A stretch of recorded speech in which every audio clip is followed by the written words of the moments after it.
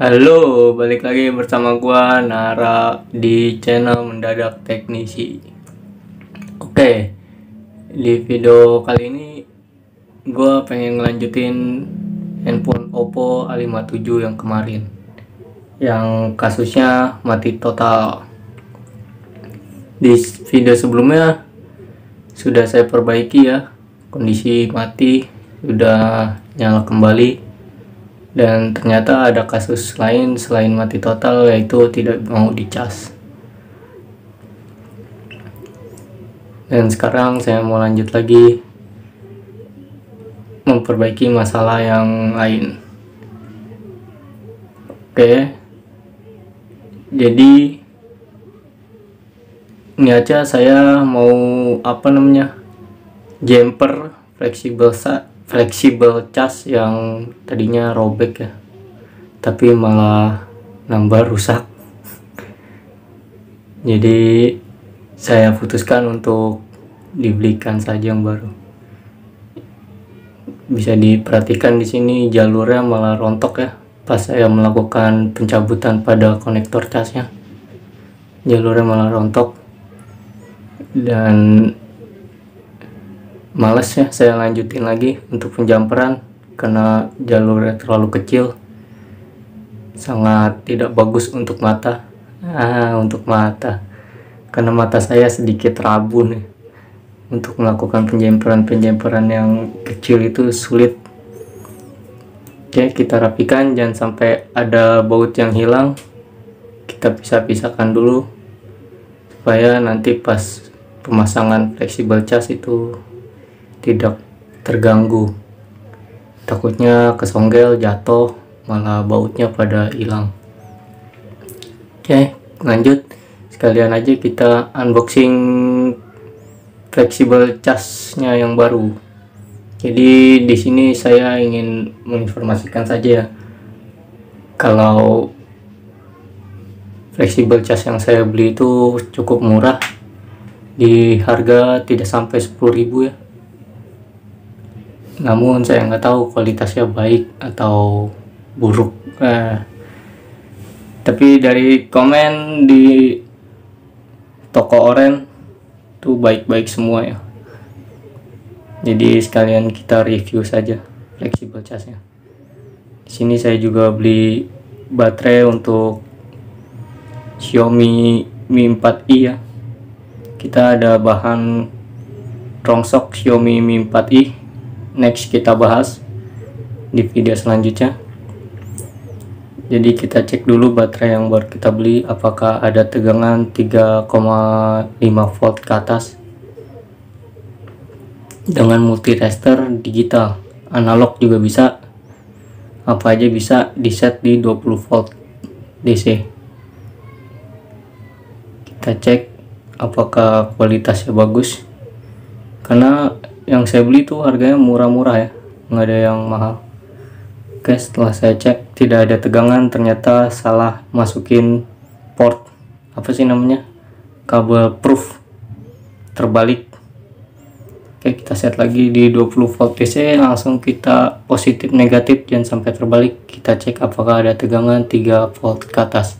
Oke, ada ya 3,9 volt, berarti baterai ini menunjukkan aman, kualitasnya bagus.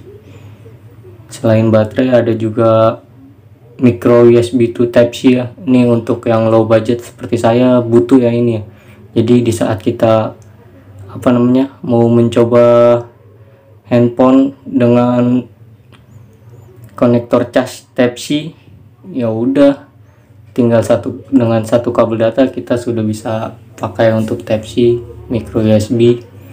Untuk iPhone juga saya udah punya, jadi nggak harus banyak kabel.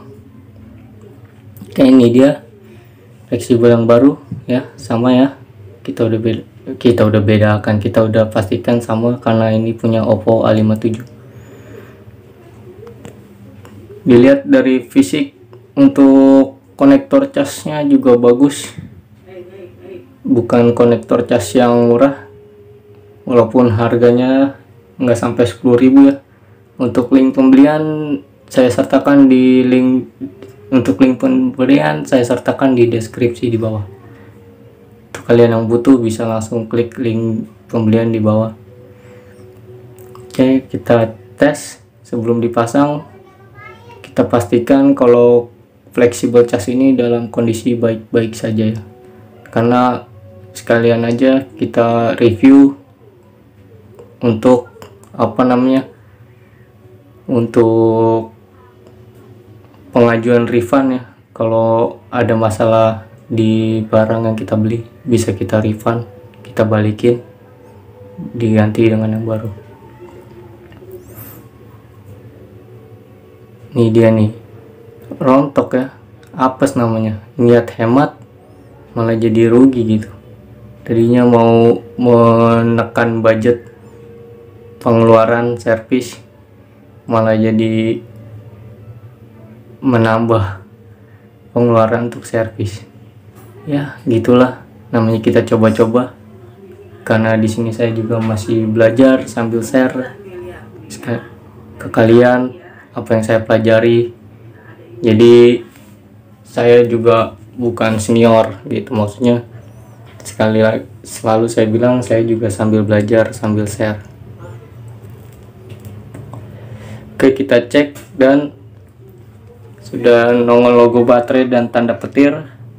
Pengisian pun berjalan, itu tandanya fleksibel cas ini baik-baik saja. Fleksibel cas dalam keadaan bagus, dengan range harga di bawah 10.000, kualitasnya juga oke. Terbukti dari pas saya mau copot cas itu keras ya, di konektornya gigit banget maksudnya pas gitu, nggak kendor, jadinya rapet, pas, bagus. Harga 10.000 sudah mendapat kualitas yang bagus. Jangan lupa speaker dipasang. Untuk pemasangan speaker, kabel merah dan biru jangan terbalik ya. Namun di sini saya lupa ya, merahnya di mana, birunya di mana, saya lupa. Untuk kalian jangan sampai lupa ya, karena takut ada efek lain jika kabel merah dan birunya tertukar gitu. Oke, sebelum pemasangan kita kasih double tip agar speakernya tidak goyang gitu, tidak geser kanan, tidak geser kiri, biar nanti pas pensolderan itu kita lebih mudah. Intinya dibikin nyaman, senyaman-nyamannya lah, gimana enaknya, biar tidak ada kesalahan dalam pengerjaan.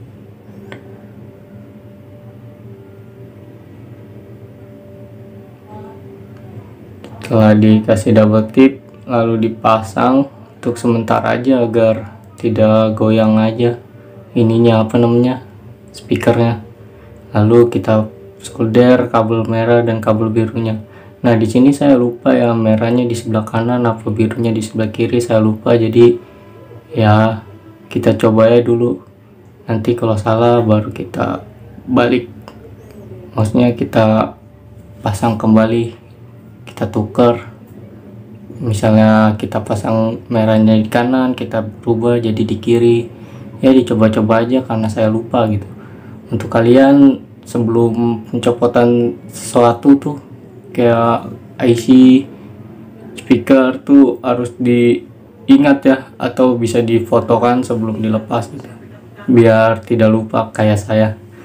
Oke, langsung aja kita lakukan pensolderan. Jangan lupa dikasih sedikit flux agar fleksibel tersebut tidak mudah meleleh gitu, karena panasnya solder terkadang dapat merusak fleksibel. Jadi ya penggunaan flux harus dikasih penggunaan flux harus dikasih secukupnya. Banyak juga nggak apa-apa, kadang juga saya banyak gitu buat jaga-jaga karena ini fleksibel gampang meleleh. Oke, perhatikan jangan sampai ada timah yang terhubung antara kabel merah dan kabel biru. Setelah sudah dipastikan rapi dan tidak ada kabel yang terhubung, lalu dilakukan pensolderan lagi agar lebih kuat gitu. Nah, di sini kabel birunya belum terpasang-pasang ya, karena takut kalau kita terlalu tekan, takut fleksibelnya meleleh. Sering terjadi ya, makanya penggunaan flux tuh sangat penting kalau untuk menyolder. Selain untuk menjaga agar fleksibelnya tidak mudah meleleh, juga penggunaan flux itu untuk memudahkan pencairan pada timah ya. Oke, sudah terpasang dengan baik. Kabel merah dan birunya sudah rapih dan tidak menempel satu sama lain. Lalu kita bersihkan dengan kontak cleaner atau thinner juga bisa ya, lalu disikat pelan-pelan. Ini video saya percepat jadi terlihat saya sepertinya kasar gitu membersihkannya, padahal mah pelan itu. Kalau durasi aslinya tuh lama ya, hampir sejam. Untuk pemasangan fleksibel cas saja tuh durasinya hampir sejam. Oke, kita tambahkan lagi double tip untuk memperkuat speaker agar tidak pindah posisi. Lalu kita pasang di tempatnya dan kita rakit handphonenya kembali.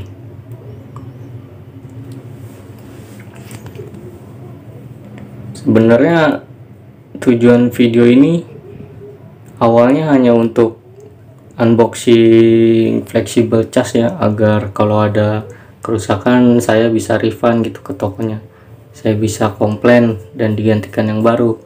Namun karena sudah terlanjur di record dari awal sampai akhir gitu ya, kira saya putuskan untuk jadi konten aja. Sayang gitu, videonya sudah kita record dari awal sampai habis, kalau langsung dihapus kan sayang. Kita dokumentasikan aja sekalian untuk pembelajaran saya juga next kedepannya kalau ada kasus handphone Oppo A57 yang rusak di pengecasan. By the way gitu, bentar lagi tahun baru ya, tahun 2023. Semoga harapan kalian semua di tahun 2023 bisa cepat tercapai.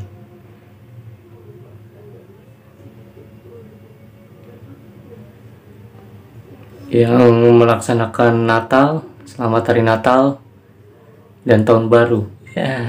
Selamat hari Natal dan tahun baru. Untuk yang merayakan saja ya, saya ucapkan selamat merayakan hari Natal dan tahun baru. Oke, pastikan semua sudah terpasang dengan baik, jangan sampai ada yang mengganjal ketika kita masang back cover ya, karena ketika memasang back cover tuh kalau ada yang mengganjal suka terjadi crack pada LCD yang nantinya malah jadi nombok. Nombok ini aja udah nombok. Beli fleksibel cas yang seharusnya masih bisa diperbaiki malah jadi beli yang baru ya. Oke, langsung kita rakit. Perhatikan bautnya, jangan sampai ada yang tertinggal. Untuk kalian yang punya kasus seperti ini ya, bisa dicoba lakukan penggantian fleksibel cas dulu, karena berisik banget depan dah, maaf ya. Soalnya saya ngelakuin recordnya record dubbing di dalam kamar mandi ya. Oke, intinya ya hati-hati saat pemasangan baut dan back cover. Pastikan semua sudah terpasang dengan baik, konektor LCD, konektor baterai, konektor cas sudah terpasang dengan baik, sudah presisi, jangan sampai ada yang mengganjal. karena sering kali saya terjadi karena masih ada yang mengganjal, malah mengakibatkan crack pada LCD, dan akhirnya malah saya jadi ganti gitu. Karena posisi awal handphone datang, posisi LCD baik-baik aja ya. Karena kesalahan saya sendiri jadi crack, mengakibatkan rusak, jadi saya harus ganti. Mau nggak mau harus ganti. Itu resiko dalam pekerjaan. Oke, semua sudah terpasang. Kita coba masukkan kartu SIM dan lalu nyalakan kembali sambil kita cas. Pastikan semua muncul ya, seperti sinyal, pengisian, dalam keadaan nyala juga bisa dicas gitu ya. Ya, semoga penjelasan kali ini mudah kalian mengerti. Kalau ada salah, mohon dikoreksi karena saya juga masih belajar di dunia ini ya. Untuk kalian yang baru mau mulai sesuatu, apapun itu, jangan pernah ragu karena ragumu tidak akan membuatmu maju. Oke, handphone sudah nyala, kita pastikan sinyal aman. Saya nggak tahu polanya, pastikan aja sinyalnya aman gitu. Kita nyalakan dulu datanya.